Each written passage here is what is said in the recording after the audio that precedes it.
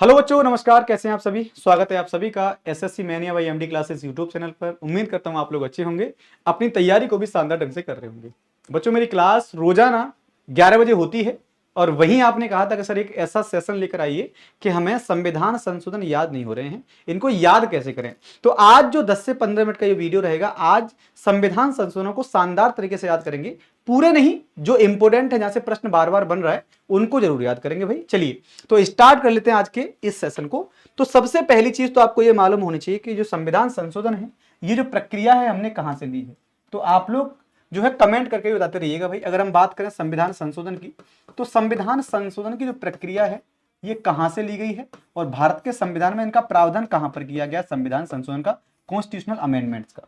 तो आप देखेंगे कि सर संविधान संशोधन का जो उल्लेख है वो भारतीय संविधान के किस भाग में है भैया? तो भारतीय संविधान का भाग हो जाएगा 20, भाग 20 के आर्टिकल 368 में, है ना। आर्टिकल 368 में संविधान संशोधन का जिक्र किया गया है। भाग 20 के आर्टिकल 368 में जो है संविधान संशोधन का जिक्र किया गया है। हम इस बात को अच्छे से जानते भी होंगे सर, है ना, अच्छे से जानते हैं। आगे हम बात करें इसमें, अगर हम आगे बात करें तो इसका जो प्रावधान है संविधान संशोधन का, प्रावधान जो है कहां से लिया गया है? तो दक्षिण अफ्रीका के संविधान से। जो साउथ अफ्रीका है, दक्षिण अफ्रीका के संविधान से हमने संविधान में संशोधन करने का प्रावधान लिया है, यानी हमने इस प्रक्रिया को दक्षिण अफ्रीका से अपनाया है। अगर हम वर्तमान की बात करें, यह शक्ति किसके पास है भाई? संविधान में कौन संशोधन कर सकता है? तो संसद को यह शक्ति प्राप्त है भाई, है ना। संसद को यह शक्ति प्राप्त है जो संविधान में संशोधन कर सकती है। सिर्फ और सिर्फ संसद, और कोई नहीं कर सकता। संविधान में संशोधन करने की जो शक्तियां हैं सिर्फ और सिर्फ संसद के ही पास है, संसद ही ऐसा कर सकती है। चलिए भाई, आपसे पूछेगा कि प्रथम संशोधन कब हुआ संविधान में भाई? संविधान में जो पहला संशोधन हुआ ये कब हुआ है? तो पहला संशोधन 1951 में हुआ था। यानी आप ये देख रहे होंगे कि 1950 में संविधान लागू हुआ और पहला ही संशोधन 1951 में हो गया था। ठीक है भाई। इसी संविधान संशोधन के द्वारा, तो आपको पता होगा सर, पहला संविधान संशोधन जो है ना, इसी के द्वारा 9वीं अनुसूची जोड़ी गई थी। इसी संविधान संशोधन के द्वारा 9वीं अनुसूची जोड़ी गई है ना। 9वीं अनुसूची जोड़ी गई थी जिसमें भूमि सुधार का जिक्र किया गया है, लैंड रिफॉर्म का जिक्र किया गया है ना, जिसमें भूमि सुधार का प्रावधान है। ठीक है भैया, जिसमें क्या है? भूमि सुधार है, लैंड रिफॉर्म है। मेरी बात क्लियर हो गई आपको? तो पहला संविधान संशोधन याद रखेंगे आप कब किया गया? अगले ही वर्ष कर लिया गया सर। दूसरा संविधान संशोधन हमें इंपोर्टेंट कौन सा है इसके बाद? इसके बाद 7वां संविधान संशोधन इंपोर्टेंट है।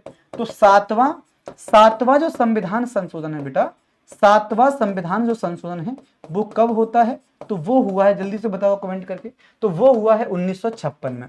7वां संविधान संशोधन 1956 में हुआ था। ये किससे संबंधित हो जाएगा? तो 7वां संविधान संशोधन जो हो जाएगा भाई, इसके तहत जो भारतीय संघ है ना, इंडियन यूनियन है, भारतीय संघ में भाषा के आधार पर राज्यों का गठन हुआ। भाषा के आधार पर राज्यों का पुनर्गठन हुआ। राज्यों का पुनर्गठन आपको देखने को मिलेगा भाई। राज्यों का पुनर्गठन हुआ है, भाषा के आधार पर हुआ है। तो आप ये भी कह लीजिएगा कि सर ये जो है ना, इसी संविधान संशोधन के तहत भारतीय संघ में 14 राज्य जोड़े गए थे और 6 संघ शासित प्रदेश जोड़े गए हैं। 14 राज्य और 6 संघ शासित प्रदेश जो है ये इसी संविधान संशोधन के तहत जोड़े गए थे, 7वें संविधान संशोधन के द्वारा।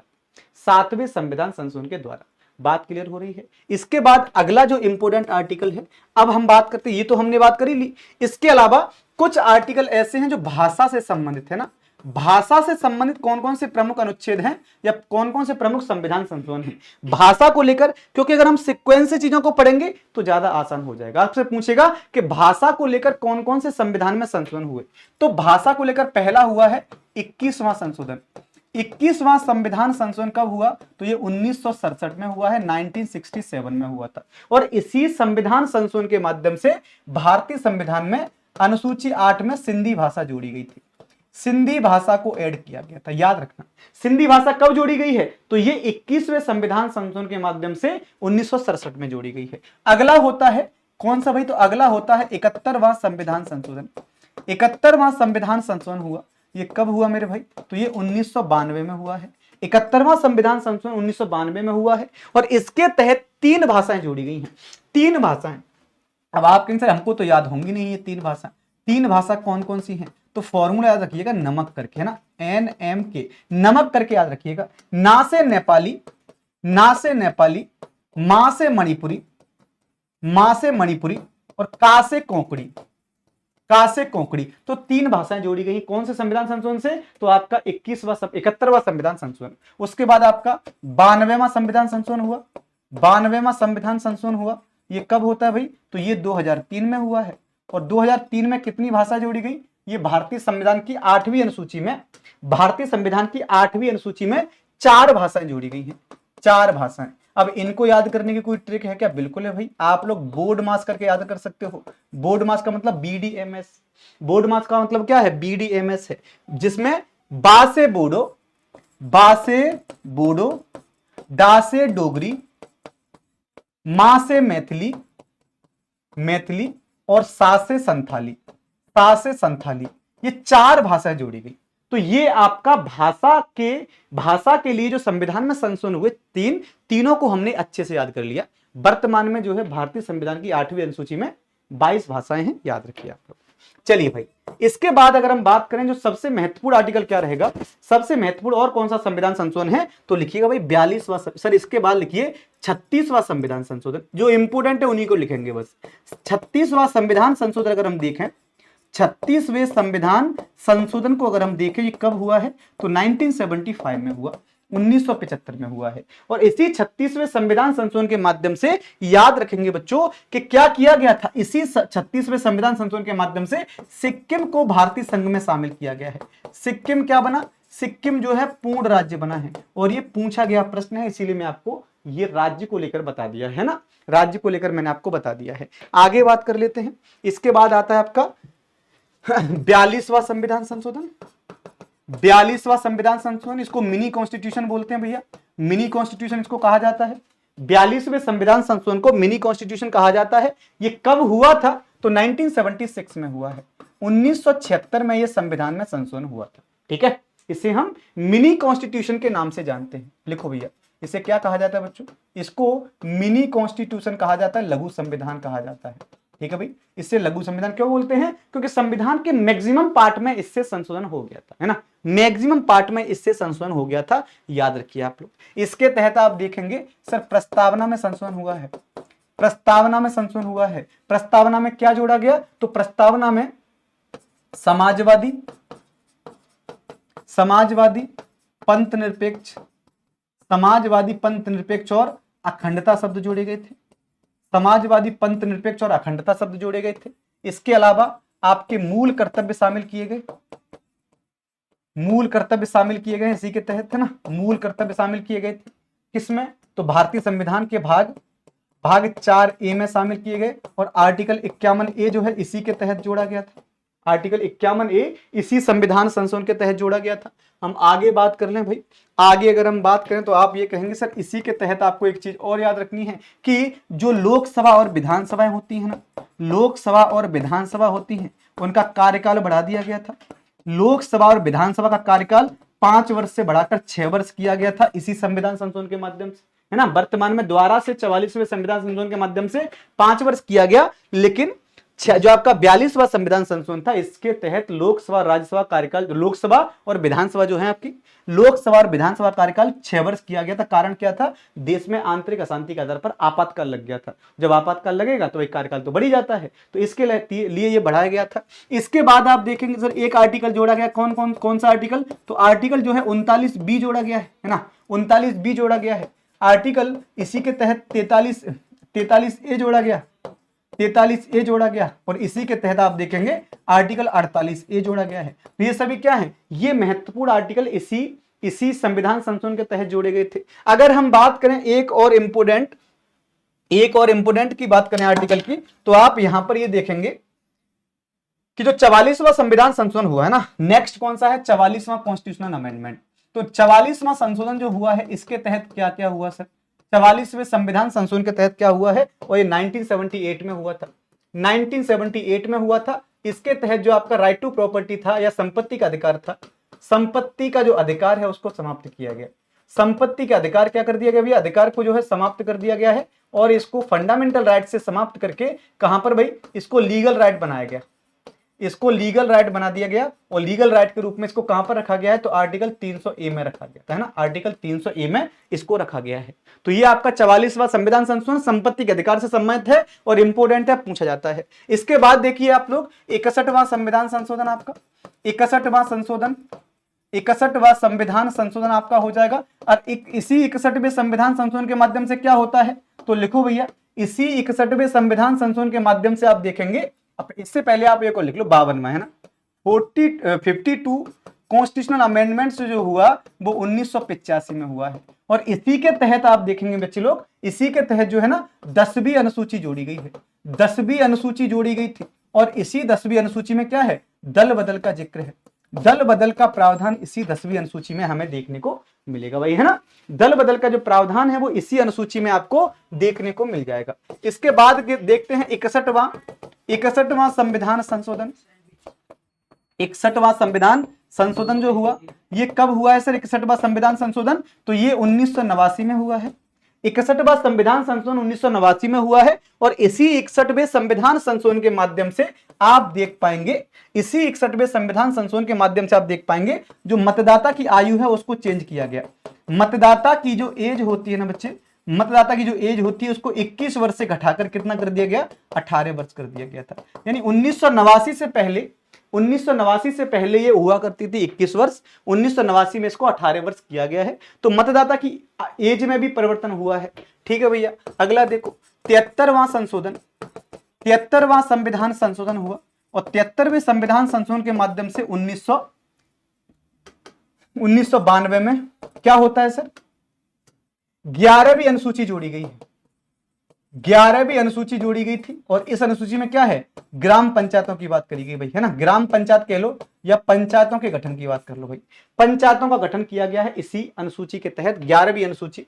इसके बाद देखेंगे सर 74वां संशोधन, 74वां संविधान संशोधन जो है, 74वां संविधान संशोधन भी 1992 में ही हुआ है। और इसके तहत आप देखेंगे मेरे भाई क्या हुआ है सर, इसके तहत जो है कौन सी अनुसूची जोड़ी गई है, तो अनुसूची 12 भी जोड़ी गई है ना, अनुसूची 12 भी जोड़ी गई है, जिसमें क्या हो जाएगा भाई, जिसमें जो है नगर पालिकाओं का जिक्र है, नगर पालिका के बारे में, जिसमें नगर पालिका के बारे में आपको प्रावधान देखने को मिलेगा। तो ये आपकी अनुसूची हो जाएगी।